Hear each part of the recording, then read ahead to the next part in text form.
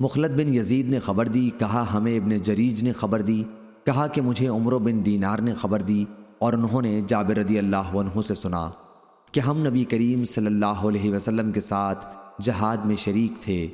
مہاجرین بڑی تعداد میں آپ کے پاس جمع ہو گئے۔ وجہ یہ ہوئی کہ مہاجرین میں ایک صاحب تھے بڑی دل لگی کرنے والے۔ انہوں نے ایک انصاری کے سرین پر ضرب لگائی۔ انصاری بہت سخت غصے ہوا۔ اس نے اپنی برادری والوں کو مدد کے لیے پکارا، اور نوبت یہاں تک پہنچی کہ ان لوگوں نے یعنی انصاری نے کہا، اے قبائل انصار مدد کو پہنچو، اور مہاجر نے کہا، اے مہاجرین مدد کو پہنچو۔ یہ غل سن کر نبی کریم صلی اللہ علیہ وسلم خیمے سے باہر تشریف لائے اور فرمایا، کیا بات ہے؟ یہ جاہلیت کی پکار کیسی ہے؟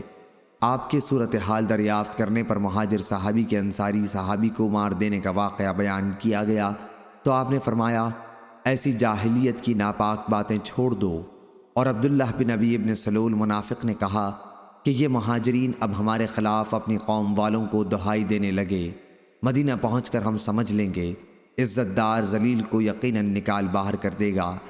حضرت عمر نے اجازت چاہی، یا رسول اللہ صلی اللہ علیہ وسلم، ہم اس ناپاک پلید عبداللہ بن ابی کو قتل کیوں نہ کر دیں؟ لیکن آپ نے فرمایا، ایسا نہیں ہونا چاہیے کہ لوگ کہیں کہ محمد صلی اللہ علیہ وسلم اپنے لوگوں کو قتل کر دیا کرتے ہیں۔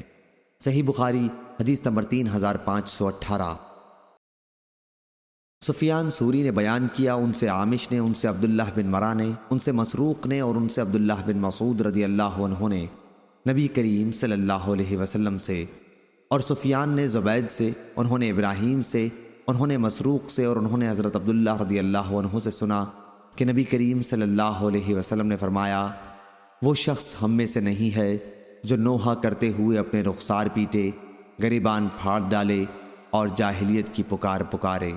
صحیح بخاری حدیث نمبر 3519۔